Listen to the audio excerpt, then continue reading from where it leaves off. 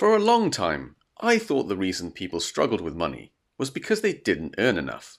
But the more I started learning about investing, and honestly, looking at my own habits, I realized that wasn't really the case.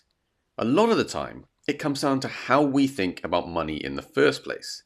And after reading The Psychology of Money, I realized I'd been getting a lot of that wrong, including how I was investing my own money. And I think this is where most people get stuck, not because they're not trying, but because of a few really common habits that almost all of us fall into at the start. And the tricky part is, a lot of these don't feel like mistakes when you're making them. The first one is chasing quick money. And I've definitely been guilty of this. I've bought into crypto hoping it would take off. I've picked up stocks just because they were trending. And I've even gotten to things like Pokémon cards when they were booming. And none of these are necessarily bad on their own. But the mindset behind it is the problem. It's that feeling of wanting things to happen quickly, instead of building something slowly. The second one, and probably the hardest to avoid, is comparing yourself to other people, especially when you're just starting out. You see people online with huge portfolios, big dividends, and years of progress behind them. And it's really easy to feel like you're behind. I definitely did this. I was looking way too far ahead, focusing on where I wanted to be, instead of just concentrating on what I could do right now. And that just leads to impatience, and usually worse decisions. The next one is lifestyle inflation, and honestly this is something pretty much everyone experiences. As your income goes up, even slightly, your spending tends to follow it. And especially with the cost of living these days, it almost feels unavoidable. You're not necessarily spending on anything crazy, it's just small increases here and there that add up over time. But the result is the same. You never really create the gap between what you earn and what you keep. Another big one for me was not really understanding compounding. I knew what the word meant, but I didn't fully appreciate how powerful it is when it comes to investing. Because it's not just about how much money you have, it's about how long that money is invested for. And when you're starting small, it's easy to feel like it's not worth it. Like £20 here or there won't make a difference. But that's exactly what compounding needs. Time, not big amounts. And the last one is thinking that earning more automatically means becoming wealthier. This is something I think we're all guilty of at some point. You assume that if your income goes up, your financial situation will naturally improve. But in reality, if your habits don't change, nothing really changes. You just end up spending more without actually building anything long term. And sometimes, those habits are so normal, you don't even realize why they're there. And the thing is, when I look back at all of this, I was doing most of it without even thinking. Which is why reading The Psychology of Money was a bit of a wake-up call. Because it made me realize that the problem wasn't just what I was investing in. It was how I was thinking about money in the first place. And the thing is, it wasn't until I actually looked back at what I was doing that I realized how much of this applied to me. When I first started investing, I began with about £25 a month.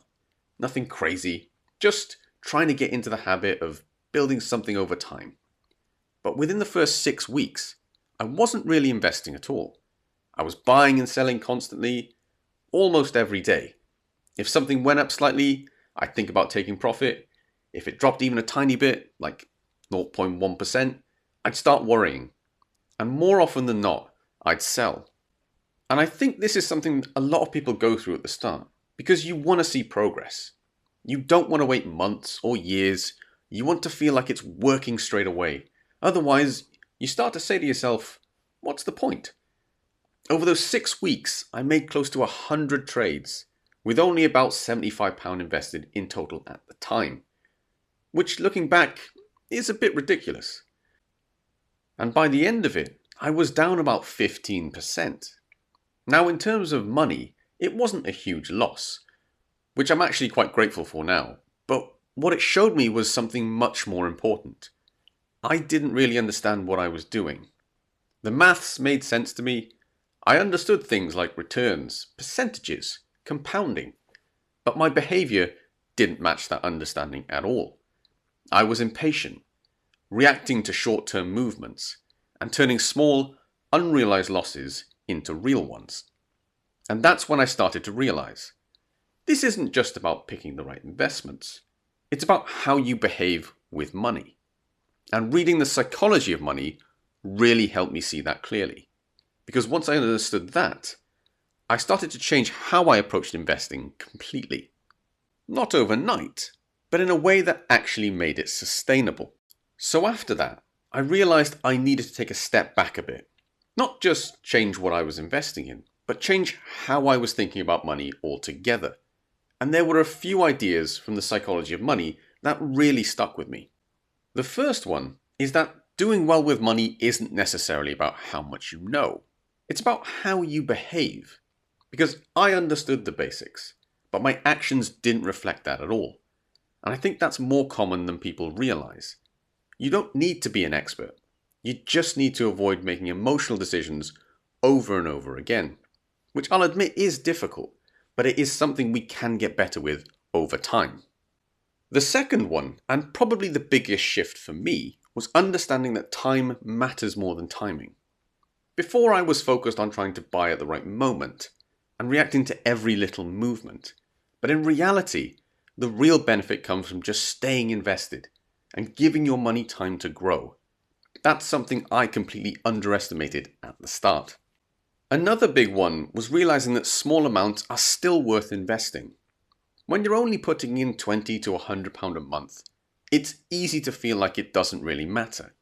Which is why I think I was trying to speed things up so much. But the whole point is consistency, not size. Would it be more beneficial to invest more capital? Sure. But those small amounts, given enough time, can still actually build something meaningful. There's also this idea that being reasonable is more important than being perfect. And I like that because it takes the pressure off. You don't need to pick the best stock or time the market perfectly. You just need an approach that you can stick to, even when things aren't going your way. Because that's what I was missing before. Consistency. And one that really changed how I think about money in general is the idea that wealth isn't what you see. It's not income or flashy purchases or how things look from the outside. It's what you keep. It's the money you don't spend, the investments you leave alone, the time you give them to grow. And that completely changed how I view progress, which, at its core, is all that growth actually is.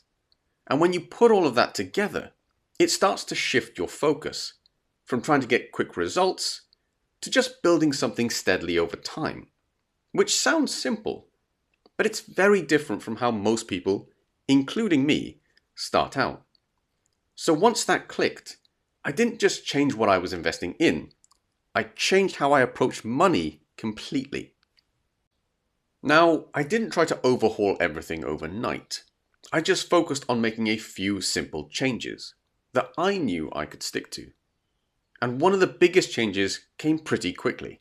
Within the first month of that shift in mindset, I was able to increase my monthly investment from £25 to £100.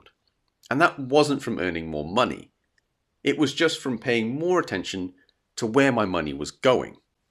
For me, that mainly came down to food shopping.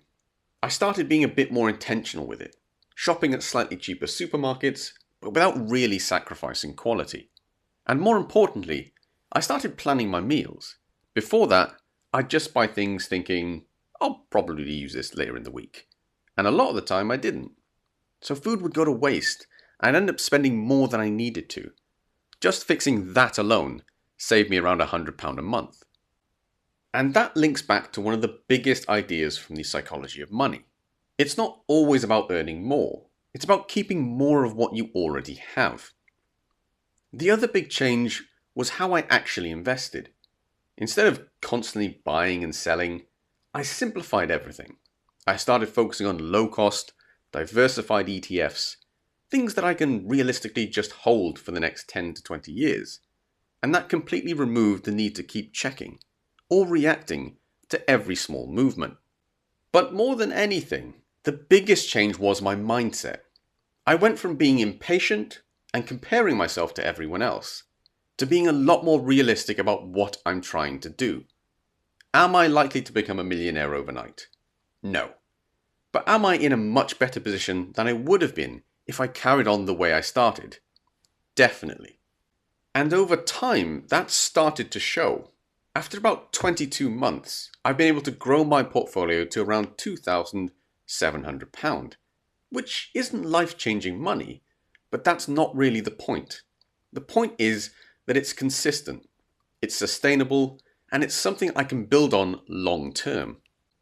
And I think that's the part that matters most, because these aren't just things that help me now. They're habits and ways of thinking that I can carry forward and even pass on, whether that's to my own children one day, or nephews, nieces, or anyone willing to listen and learn. And that's why I think this matters so much, because it's not about quick wins. It never has been. It's about building something that actually lasts.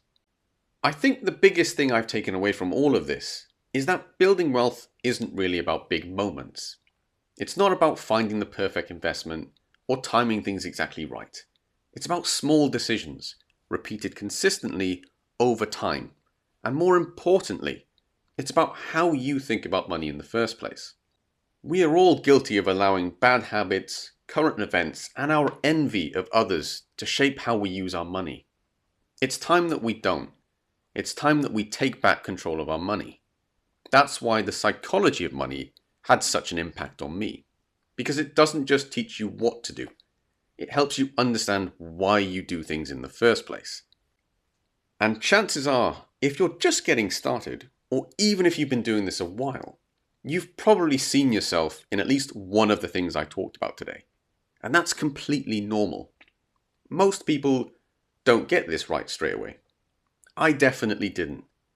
But if you can take anything from this, it's just to slow things down a bit. Focus on consistency, focus on building good habits, and give it time to work.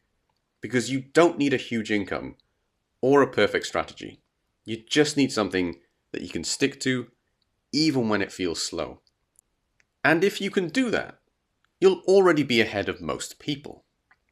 If you enjoyed this video, feel free to subscribe. I share my journey each month, building this portfolio step by step, and hopefully showing that it's something anyone can do. As always, keep it simple, keep it realistic, and keep it effortless.